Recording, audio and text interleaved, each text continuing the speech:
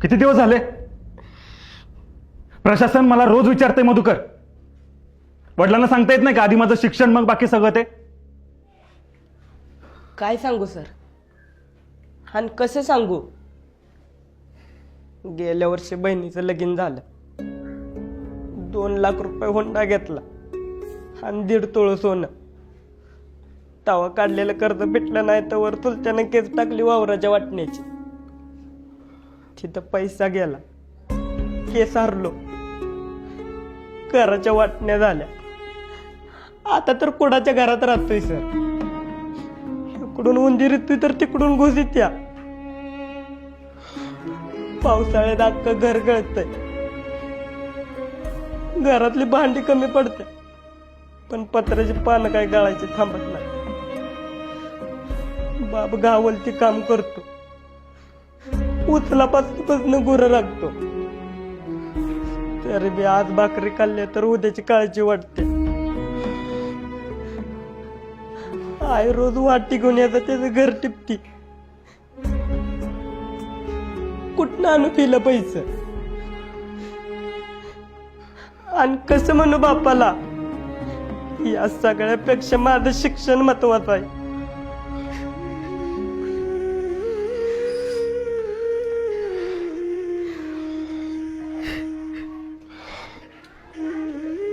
चला लिहून का सगळ्यांनी?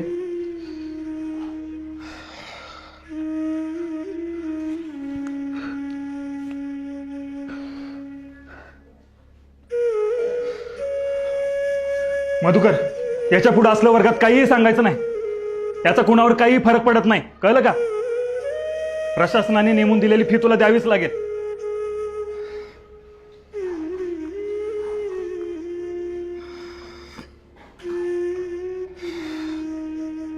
मधुकर, जाताना स्टाफ रूम मध्ये भेटून जा. तुझ्या वडिलांसाठी एक निरोप आहे. बस खाली.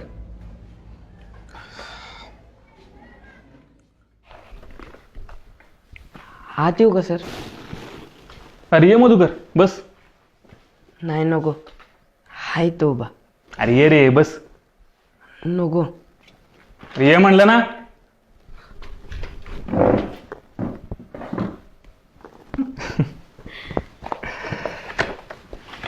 मला सांग, कोण कोण असतं घरी? आई वडील असतात आणि 2 बहिणी आहेत. एकीचं लगीन झालंय, एकीचं यंदा होईल.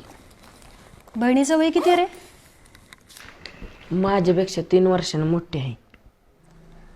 तुझं 14, म्हणजे तिचं 17 असेल. एवढं लवकर लग्न कसं काय? कधी कधी परिस्थितीसमोर हात टेकावे लागतात मॅडम. सगळीकडेच तुमचे सरकारी नियम लावून चालत नाही. शिक्षक असून तुम्ही असं म्हणता कांबळे सर? अहो, शाळेपेक्षा बाहेरच्या जगात जास्त वावरणारा शिक्षक आहे मी. घरात तरण्यापुरीला ठेवून रानात जाणाऱ्या बापाच्या जीवावर उचललेल्या वजापेक्षा जास्त दडपण येतो. आणि तेच मनावरचं ओझं हलकं करण्यासाठी तो तिच्या लग्नाची घाई करत असतो. अहो पण तिने शिक्षण घ्यायला हवं होतं असं तुम्हाला खरंच नाही वाटत? अहो मॅडम, याच्या शिक्षणासाठी पैसे नाहीत त्यांना, तर मुलीच्या शिक्षणासाठी कुठनं असणार आहेत? अहो पण सगळं फुकटच आहे ना. जेवण, पुस्तकं, कपडे सुद्धा. तेवढंच फुकट आहे मॅडम. शाळा दुपारचं जेवण देते आणि त्याच जेवणाचा डबा आणल म्हणून पोरांना शाळेत पाठवणारा आईबाप बघतो ना, तेव्हा त्याच व्यवस्थेचा भाग असल्याची चीड येते. घरी भाकरीची तरा असल्यावर काय वाटतं याची झळ तुमच्यापर्यंत पुचली नसेल म्हणून तुम्ही असं बोलताय मॅडम. अहो, ज्या घरी भाकरीसाठी आईबाप रानोमाळ फिरतात त्या घरचं सगळं त्या मुलीलाच बघावं लागतं की.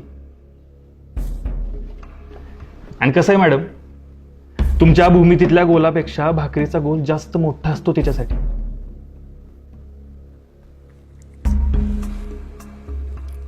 एक बाई म्हणून काळजी वाटली म्हणून बोलले मी. हीच तर अडचण आहे आपल्या शिकलेल्यांची. आपण ते वाईट कसं हे सांगतो, हळहळतो, पण प्रत्यक्ष अडचण सोडवत नाही. इथून बाहेर पडत नाही, मदत करत नाही. भाषण करणारा नकोच आहे आपल्याला, भाकरीची सोय करणारा हवा आहे. आणि हे सगळं तो त्या मुलीचा बाप करतो म्हणून तो आपल्यापेक्षा कायम ग्रेटच आहे असं वाटतं मॅडम मला.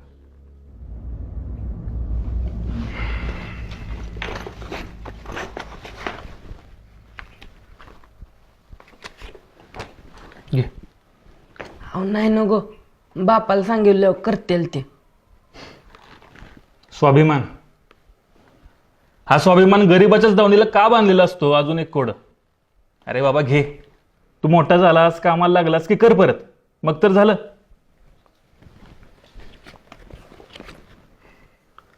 अहो फी फक्त 750 आहे, हे जास्त आहेत. अजून एक वाईट गुण, इमानदारी. अरे बाबा ठेव, लागतील तुला. आणि अजून काय लागलं तर मला मागायचं, कुणासमोर हात पसरायचे नाहीत काय. आणि तू काय काळजी करू नकोस, मी नीट लिहून ठेवेन. तू मोठा झालास, कामाला लागलास की कर मला परत. पण आता एक शब्द बोलू नकोस. उद्याची उद्या फी भरून टाकायची. आणि आता फक्त अभ्यासाचाच विचार करायचा काय. चला.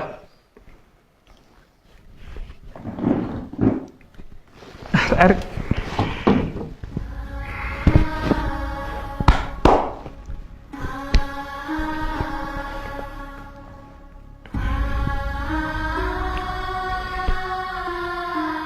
सर, हे एकदा फिरवू का?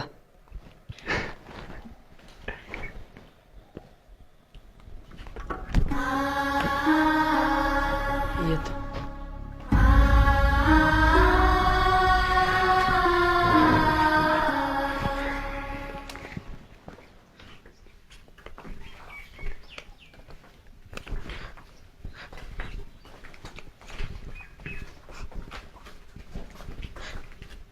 मध्या, काय झालं रडायला? सर रागवलं का? नाही अभ्या, फीचे पैसे दिले सरांनी. सगळे शिक्षक कुरकुटे तरंगत नसतात रे. काय काय कांबळे सर बी असते. तिथनी 1 मिनिट बी लागला नाही हे काढून द्यायला. माझ्या बापाचं 2 दिवसाचं कष्ट वाचवलं रे याने.